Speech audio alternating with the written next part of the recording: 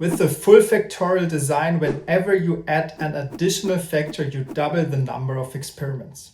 That sucks and is the reason why you should learn about fractional design. Because with a fractional design, it's possible to add factors to your design without having to perform additional runs.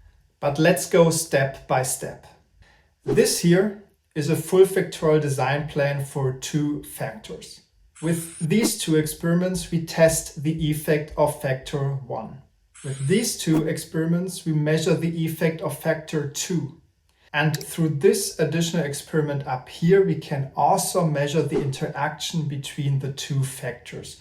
Because with this additional experiment, we know how the effect of factor 1 depends on the level of factor 2. But what does all that have to do with fractional designs and confounding? Well, here is where it becomes interesting. Instead of using this run to estimate only the interaction effect, we can also use it to introduce a 3rd factor. This means we now have an additional factor in our design without having to perform additional testing, additional experiments. But there is a catch, because we still use these experimental runs here to estimate the interaction effect. Wait, but I also use these runs to estimate the effect of the 3rd factor. Yes, we can no longer separate the interaction effect of factor 1 and 2 from the effect of the 3rd factor.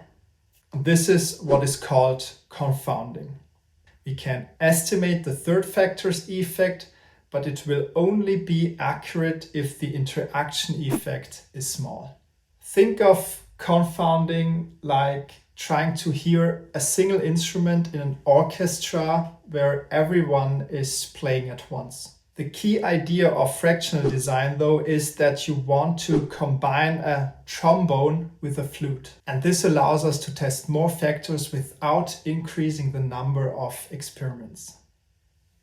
You could say that the volume of the instruments that you combine is kind of shown by the design resolution. Because the design resolution tells us how easy it will be to interpret the results later.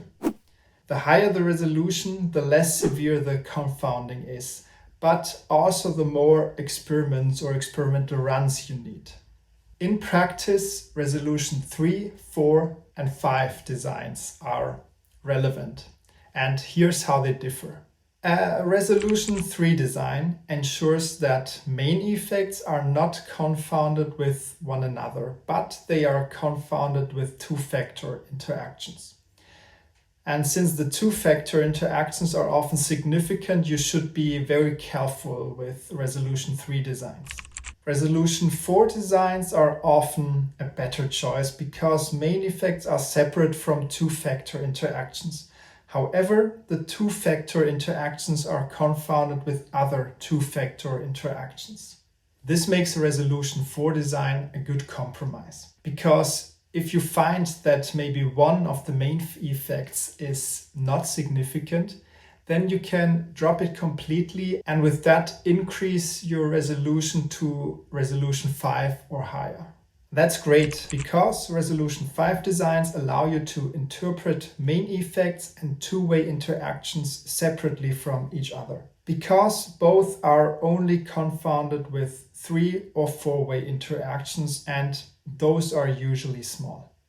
Going beyond resolution 5 to even higher resolutions, it's usually not necessary to do that.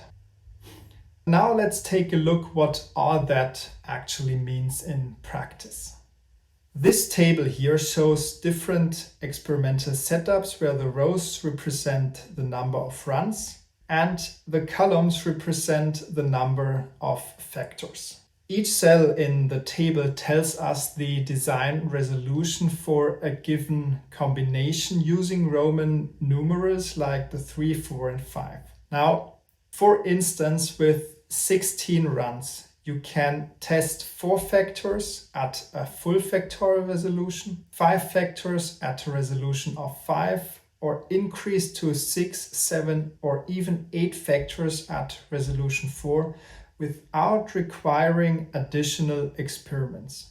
With 32 experimental runs, you can test everything from 7 to 15 factors at a resolution of 4. So you can truly add factors without adding experiments through confounding.